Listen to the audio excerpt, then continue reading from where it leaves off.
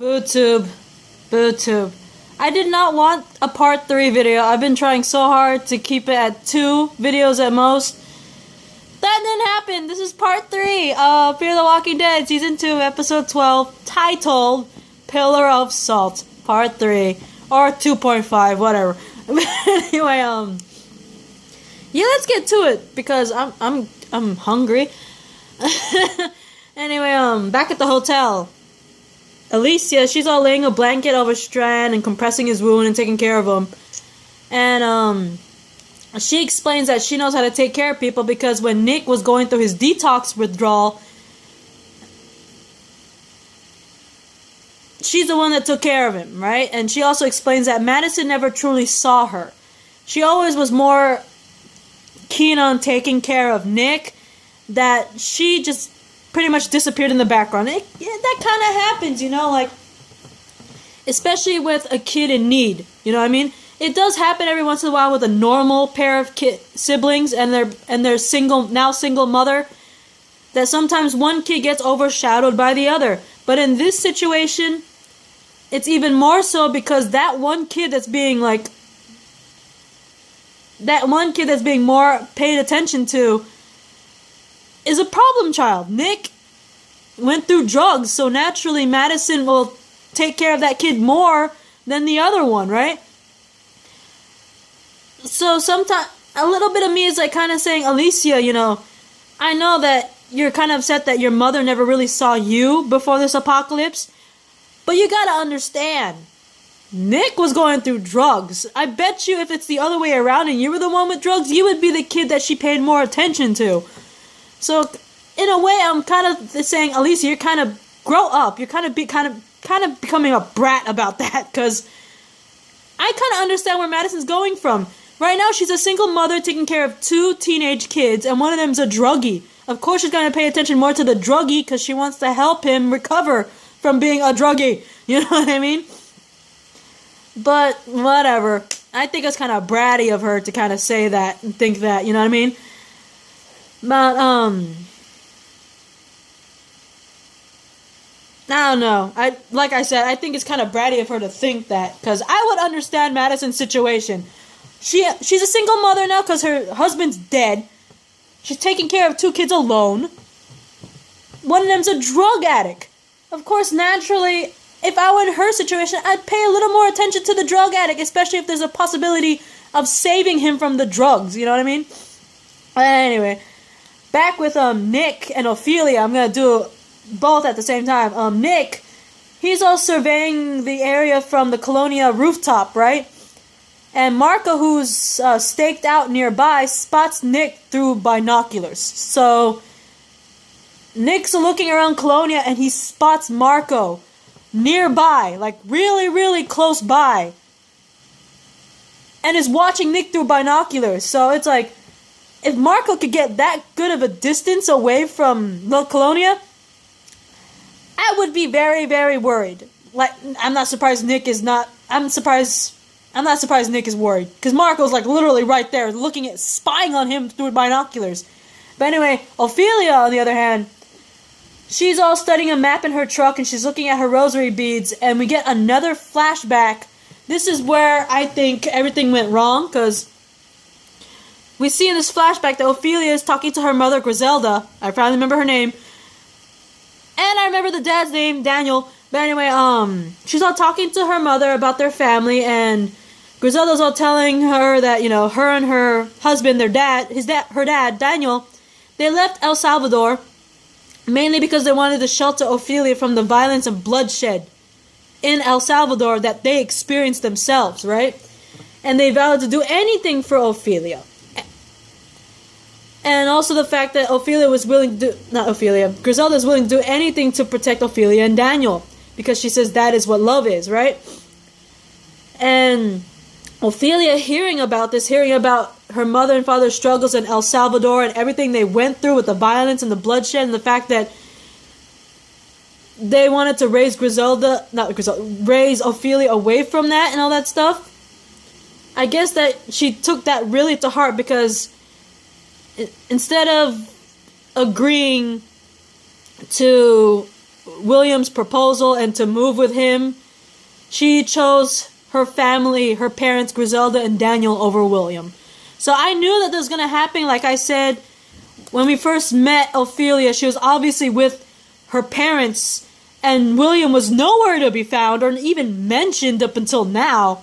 So obviously, I obviously knew that this whole proposal thing with William did not turn out very well, obviously before the apocalypse. And we found out how. But anyway, in the present day, Ophelia's all kissing the rosary beads she has, hangs them on her rearview mirror, and apparently she's driving toward the U.S. So she's going back to the United States, guys. She's leaving Mexico, guys. She's on her way to the U.S. I don't know why. Could she possibly still be trying to find William?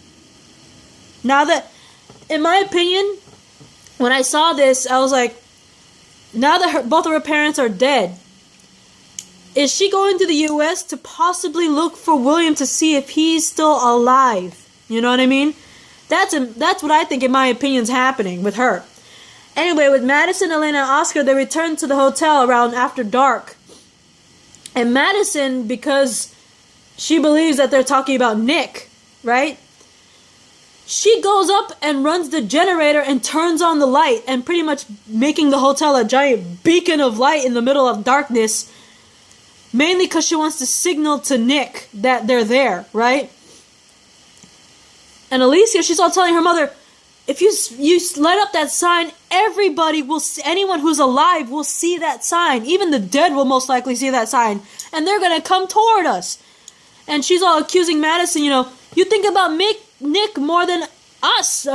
Everyone's safety. You're choosing Nick over everyone right now. And it's like, a part of me kind of can't blame Alicia. Like I said earlier, I think it's kind of bratty that she's, saying you're too much into Nick to pay attention to me, Mom. Hello, I'm your kid too. I think that's kind of bratty. But I will agree with Alicia with the fact that Madison should not have turned on that generator and turned on the hotel sign and light up the entire hotel just to signal Nick. I mean, she doesn't know if it's Nick. Okay? Just because it's an American boy with ratty hair doesn't mean it's Nick. And two, I agree with Alicia. She pretty much made the hotel a giant beacon for living and dead alike to come toward the hotel. It's not safe to get a bunch of strangers or possibly infected to come to the hotel. You just got rid of a bunch of infected in the hotel. You don't need any more, right? And you don't know these other people, these other living people that are obviously going to go to the hotel now. You don't know if any of them are good or bad. They could be horrible, right? But anyway, but I thought was pretty cool at the end, though, was the fact that, hang on, my bad, guys. But anyway, what I thought was really cool at the end was that at a far off distance, like pretty far off, like the hotel looks like it's on top of like a mini hill, you see someone standing there in a far off distance and actually this person actually sees the hotel all lit up and everything, and you see that the person that sees this hotel is none other than Travis. And it's like, Travis! Yay! Right? And it's like Travis saw the hotel sign being lit up, so he sees the place where his beloved Madison is, and he's heading toward it. But it makes you question, last time we saw Travis was with his son Chris, and from what we saw, those three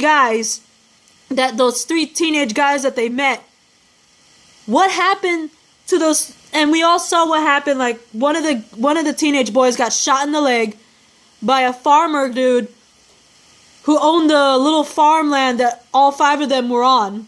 They're basically on this guy's farmland property, and the farmer guy kind of shot one of the three guys in the leg, right? And Chris, in turn, killed the poor farmer.